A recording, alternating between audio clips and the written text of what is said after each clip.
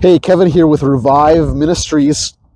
I'm out about in Onaway here, where I pastor a church plant and spend some time praying for our community here.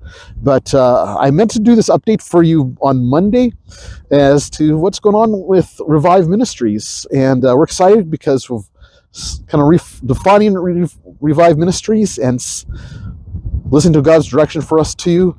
And so some of the new things they have planned coming up. We're going to be starting a Patreon account, and that's up in the works because it just had a sense of it's time to start doing things like podcasts again, video podcasts. And my wife is joining me in starting a podcast.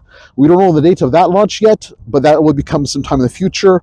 Also being called to do a new podcast as well too. Don't even have a name for that yet. Just preparing for that. And there's a possibility, two other pastors are talking with me about doing another podcast as well. And so those things are kind of getting busy alongside with the church plant.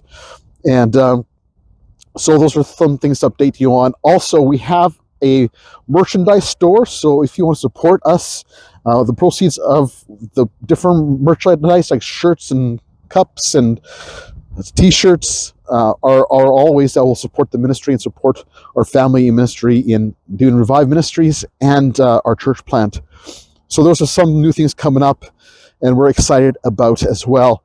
Also, we have a second web store for different resources for the church, for pastors, for lay leaders, for church health. And that's up and running. There's not a lot of resources on there yet, but we'll be adding as we work through things. Also be adding to our Patreon account some different courses too that one can take. Courses on evangelism, on discipleship, hermeneutics. If you don't know how to study God's word in depthly, that will be helpful to you to know how to use God's word effectively and properly. That's something that's not often done enough in the church. Sure, pastors go to seminary or Bible college and take this class so they can teach God's word. But like the old saying goes, give a person a fish they feed for a day, teach them how to fish they feed for life.